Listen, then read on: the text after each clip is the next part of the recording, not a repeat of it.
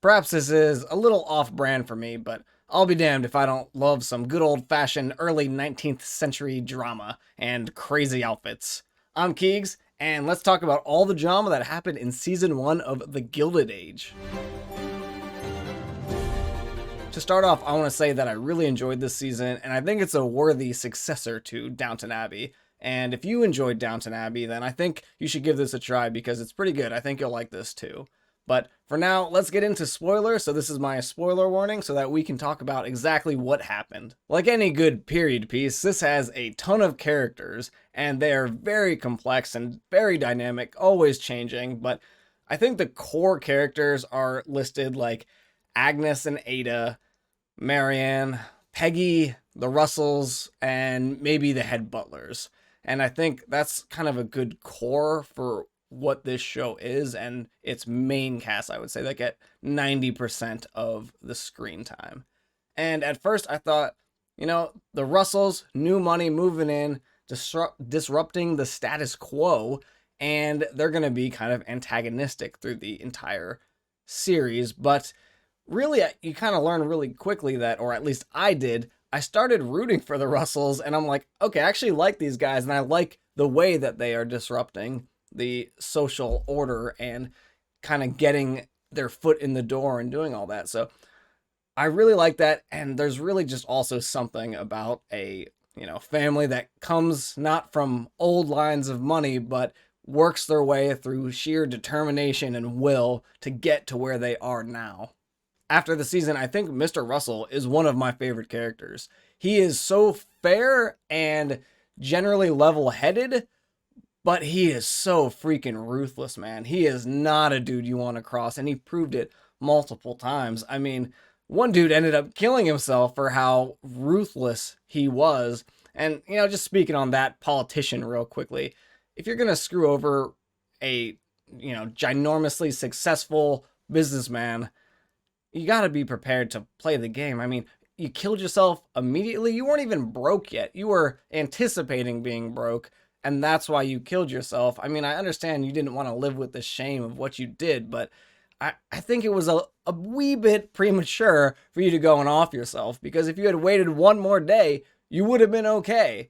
And I just think, come on, dude. I mean, I guess Mr. Russell did say it. This game that they're playing is not a game for the weak, but just, man, don't go screwing over really strong businessmen if you're not at least prepared to take a fall. It's okay to take risks like that, but not if you can't live with any of the potential consequences. I was completely shocked when Mr. Russell turned down Turner's offer of sex when she walked into his room completely butt-ass naked and tried to sleep with them. I thought, here we go, this is going to start his downward spiral of his character and slowly going down this bad path of, adultery and other things. But nope, that's not at all where it went. He is a man of conviction, and he turned her down straight away, and you can't help but not like him a little bit more just for that act alone.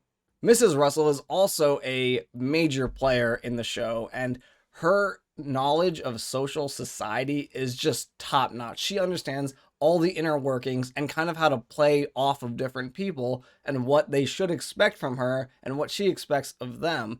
And I know we didn't get a ton of her backstory actually in this season, and I would be interested to learn a little bit more about that, because I know they were not somewhere like New York City, but I think they were in a different major city somewhere.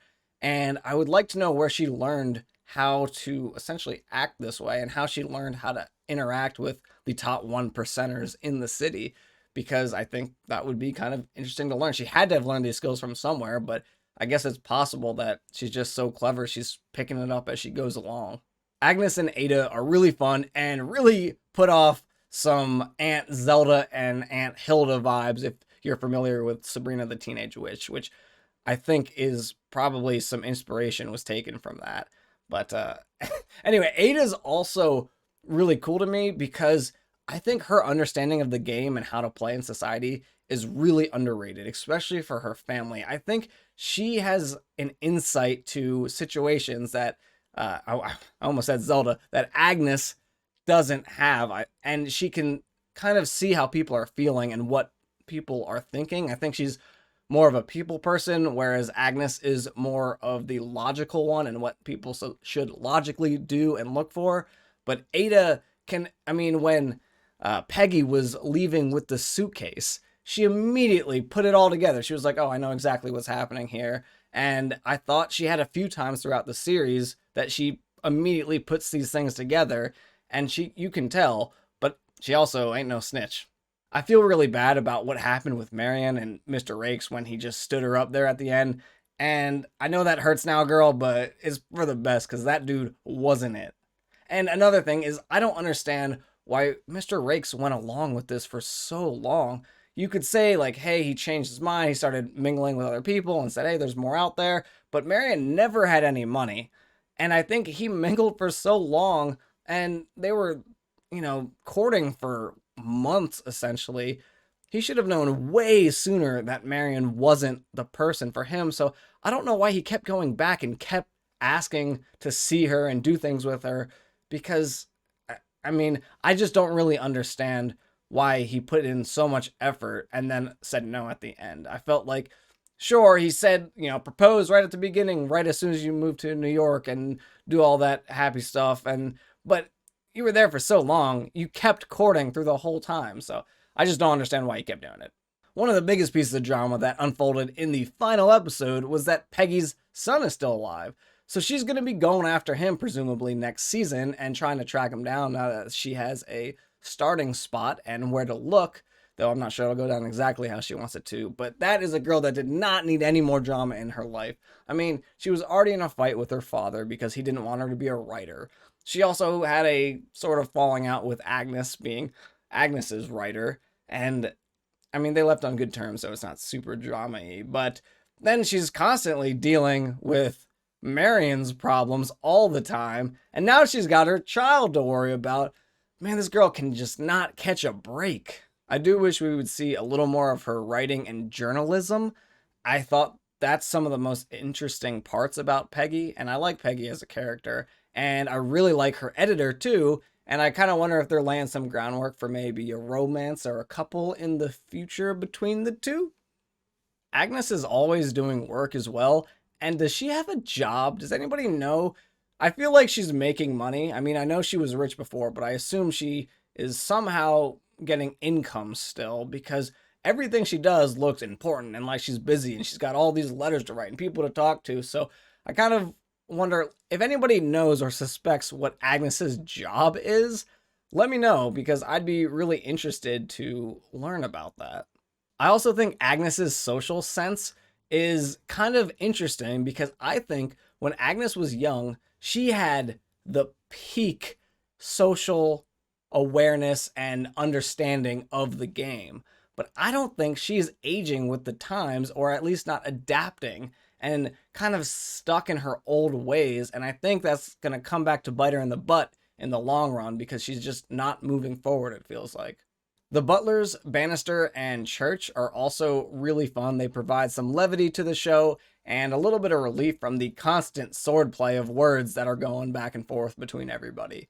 But did they ever confirm that Church was the one that sent the note to Agnes about Bannister being there to perform for Mrs. Russell as a butler? Because I feel like he wrote the letter that told her, because he was upset or frustrated that Miss Russell didn't believe he was up to the task. So can't remember if they actually confirmed that or not, but that's what I'm pretty sure happened. Also, that was an interesting twist with the chef not actually being French. He's from Kansas, but I guess he studied in France, so I assume he knows the French language. It would be really awkward if a Frenchman or someone that spoke French came in and tried to talk to him thinking, oh, look, another local. But if he couldn't speak French, then that would be a pretty clear giveaway. Also, if he met someone that was actually French, would they have immediately picked up on him not being French? I feel like it's a pretty risky move for him.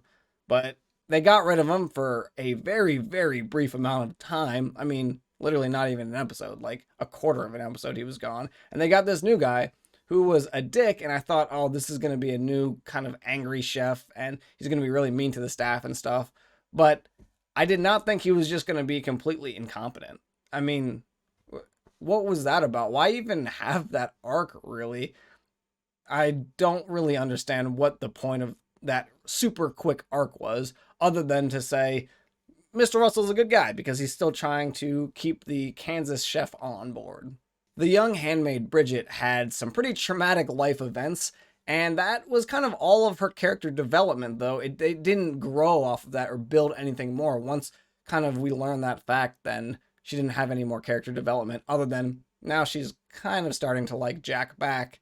And then she followed him into that cemetery, and like, I don't know that you needed to do that. I think you probably could have put two and two together as to what he was doing. You know, you thought, oh, he's going to see a girl bringing flowers, but as soon as he turns into the graveyard, I think, okay, time to turn around.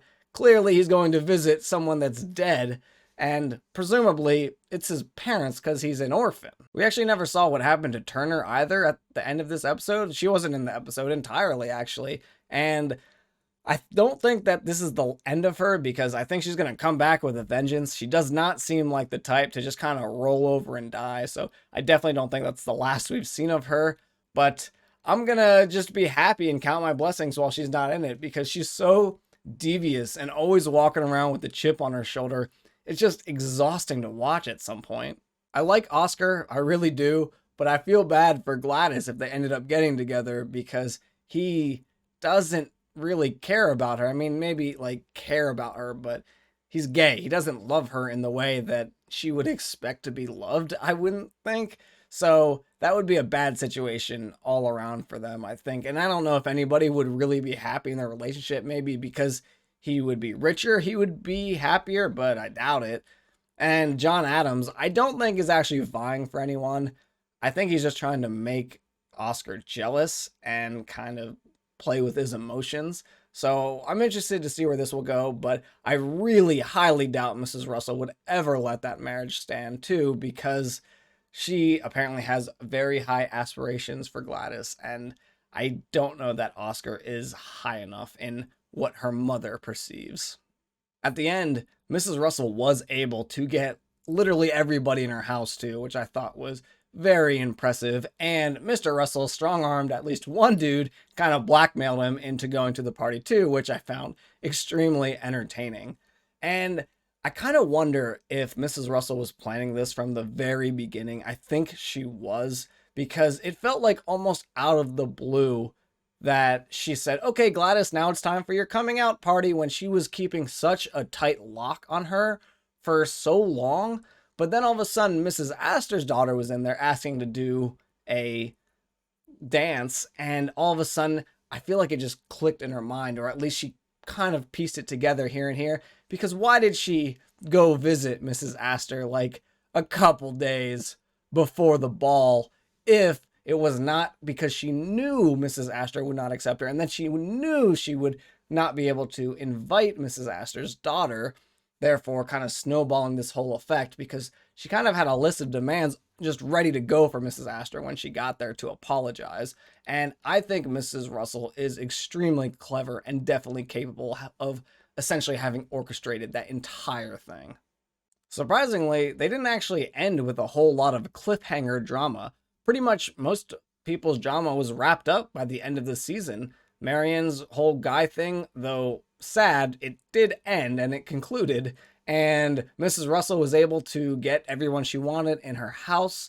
So I kind of wonder where they're going to go in the next season and kind of pick off from where we left off, because Peggy's son was pretty much the only real drama that we are really anticipating. Though I think Mrs. Russell is going to be on the in crowd now, probably, and I don't think it'll be very long before she's running the entire group, essentially, of, you know, players in the game for the high society women. I think Mr. Rakes is probably not going to be in too many episodes next season, but we will see him here and there. It's possible that he becomes a more major player in the game, because now that he's kind of weaseling his way into the high society, then you might see him. But I think probably most of us are just really hoping that he fails. And I think just because that's what we're hoping for, that's probably not what's going to happen. He's probably going to succeed, and he's going to be an even more annoying dude to watch, because you know that he sucks as a person too. I think Peggy's gonna find her son. He's got to be like, what, 10ish now? I feel like that's kind of the time frame that they set for how old her son would be by this point. But I think she's gonna find him, and I think even if she's able to get him back, it's not gonna be an easy or super happy reunion. I think there's gonna be a lot of tension there, and it's going to be, especially if the kid was adopted, or if he's in another family, or if he's even older and old enough to kind of know that his mother wasn't around for him.